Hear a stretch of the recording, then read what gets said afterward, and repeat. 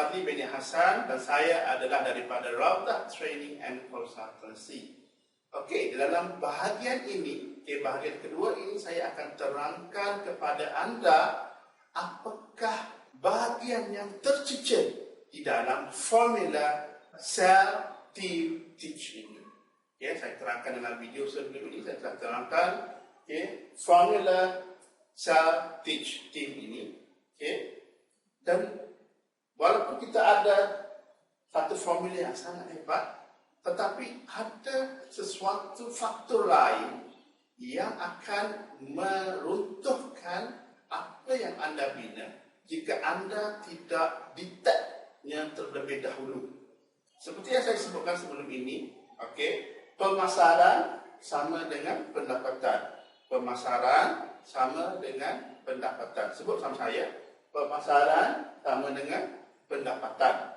Mungkin anda dah ajar kan setiap tim dalam pasukan anda, selok-belok untuk berjaya di dalam bahagian mereka, dan anda telah pun membina satu sistem yang khusus untuk setiap departmen atau pasukan anda dalam perniagaan anda. Dan sememangnya setiap ilmu yang anda berikan kepada mereka memang sangat penting.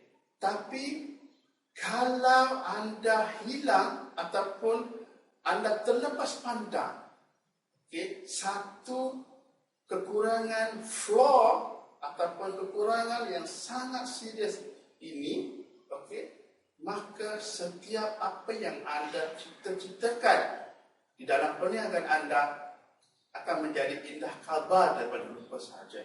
Oleh itu saya nak tunjukkan kepada anda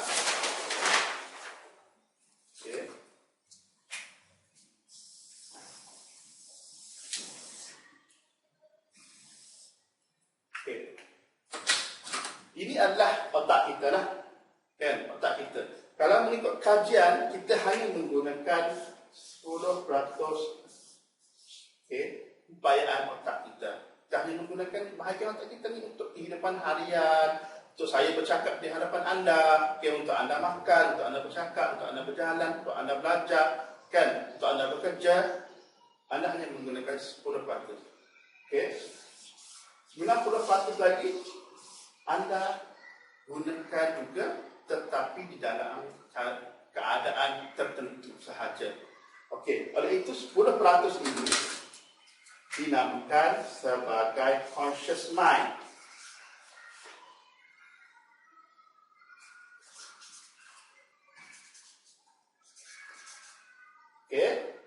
Manakala 90% lagi dinamakan sebagai subconscious mind.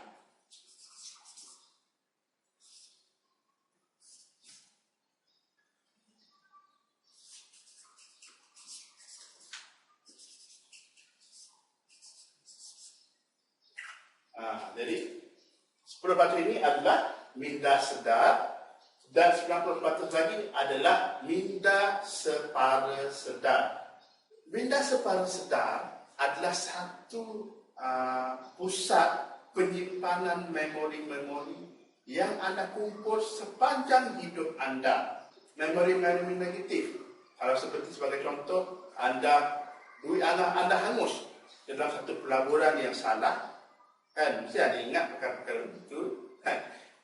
Mungkin anda ditinggalkan oleh sebagai pasangan bercinta, ditinggalkan pasangan anda pada masa muda-muda dahulu. Dia akan memberikan satu impak yang negatif, dan setiap memori itu disimpan di dalam subconscious mind. Dan bukan sahaja ia menyimpan memori-memori yang negatif, tapi ia juga menyimpan memori-memori yang positif.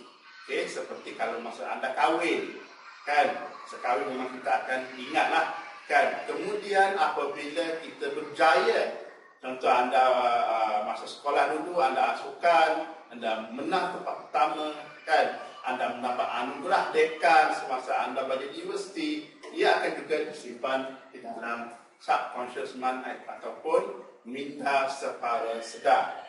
Kenapa minda separa sedar ini akan mempengaruhi kejayaan ataupun kegagalan perniagaan anda? Sebagai contoh, kalau anda nak buat sesuatu yang kelainan daripada apa yang anda lakukan sekarang. Sebagai contoh, anda nak mengaplikasikan teori sel, tish dan tim ini. Anda nak mengaplikasikan sistem yang saya ajarkan ini, maka ada satu suara yang anda akan dengar. Satu suara yang anda akan dengar di dalam fikiran anda, orang lain tak dengar, hanya anda sendiri yang dengar. Maka suara ini akan berkata, tak payahlah buat. Betul ke ni? Suara-suara yang mengatakan, betul, Mamat ni cakap tipu ni, contoh. Ataupun ada yang kata, kalau aku buat pun mungkin tak tahu lagi berjaya tak berjaya. Kan? Mungkin habiskan masa dan tenaga aku je. So, suara-suara itu adalah satu suara yang dipanggil sebagai little voice ataupun suara kecil. Suara kecil ini adalah sebahagian daripada diri anda sendiri. Tetapi apa yang suara kecil ini lakukan, seperti saya sebutkan sebelum ini, anda ada memori. Memori tersimpan di dalam fikiran anda, dan memori ini ada memori negatif dan memori positif. Sebagai contoh, apabila anda nak buat sesuatu yang luar biasa daripada kebiasaan, anda nak buat satu sistem yang mungkin memerlukan tenaga dan masa anda, mungkin perlukan duit untuk digunakan, maka otak anda mengikut pengalaman anda yang lepas, mungkin otak anda akan mengatakan, akan menahan diri anda untuk keluar daripada comfort zone. Mereka akan menahan anda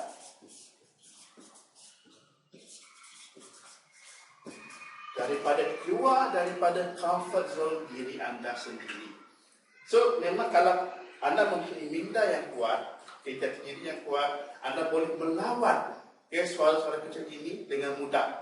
Sebab itulah kalau orang yang berjaya, mencapai kepercayaan luar biasa, mereka dapat mengatasi limitation yang ada dalam minda kita sendiri. Sebab itulah Nabi kita sering berkata bahawa jihad yang terbesar bukanlah berperang di medan perang, tetapi melawan hawa nafsu kita sendiri. Hawa nafsu itu juga ia adalah sebahagian suatu perkara-perkara yang nak menghalang kita daripada perkara-perkara yang baik dan perkara-perkara yang berjaya untuk mencapai kejayaan di dalam kehidupan kita. Betul-betul?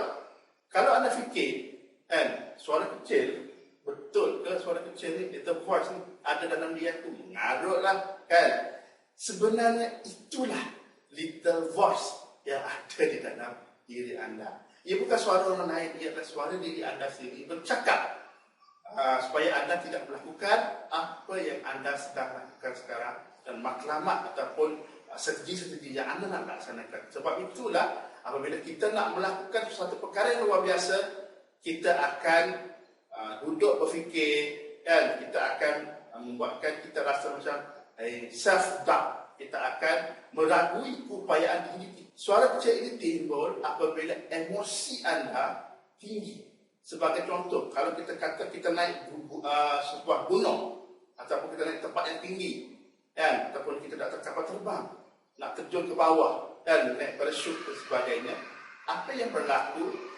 Anda akan mengalami status apabila emosi anda terganggu, anda takut sangat untuk terjun daripada flight itu, untuk naik, walaupun ada parachute di belakang anda, tapi ketakutan itu, emosi yang tinggi itu akan menguatkan suara kecil itu. Suara kecil akan kata, ini jangan turunlah, nanti bahaya, nanti mati ke apa kan. So, menyebabkan anda takut dan mungkin anda akan tidak kuat untuk melakukan satu lompatan yang luar biasa itu. Sebab itulah ada satu formula yang saya nak sebutkan di sini. Apabila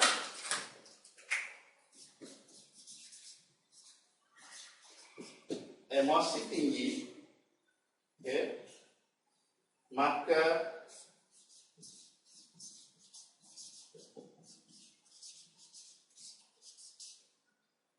apabila emosi tinggi, maka IQ rendah. Sebut sama-sama saya. Apabila emosi tinggi, IQ menjadi rendah, jadikan menjadi rendah. Manakala apabila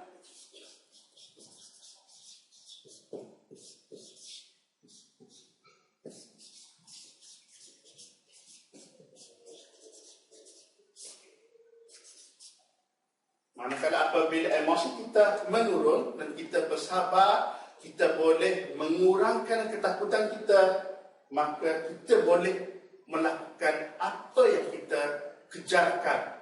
Apa matlamat kita tu, kita akan lebih fokus. Serta usaha, tenaga dan masa kita akan lebih fokus untuk mencapai sasaran atau matlamat kita itu. Kalau anda pernah berniaga kecil-kecilan pada masa lampau ataupun mungkin sekarang ini anda buat perniagaan kecil-kecilan, apabila anda gagal menjual, apa yang berlaku ke atas minda sepada saudara ataupun little voice anda, anda akan itu sedar bahawa little voice anda akan kata anda ni tak cukup bagus, kau ni tak cukup bagus lah, tak payah buat dah bisnes ni tak bagus lah. Jadi apabila emosi kita merendah tinggi, maka menyebabkan kecerdikan kita menurun dan kita akan buat satu kerja itu separuh jalan. Dan ia juga berlaku kepada staf-staf anda.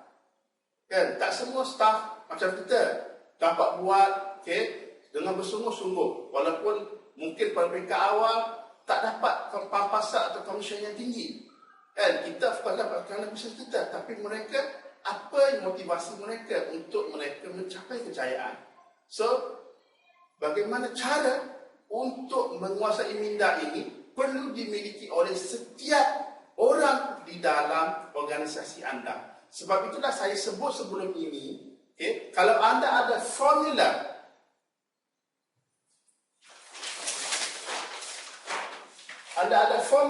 self-teach team ini, kan, ia juga tidak mencukupi untuk perniagaan anda mencapai target yang tertinggi. Tetapi apabila anda boleh, tim anda boleh menguasai minda mereka,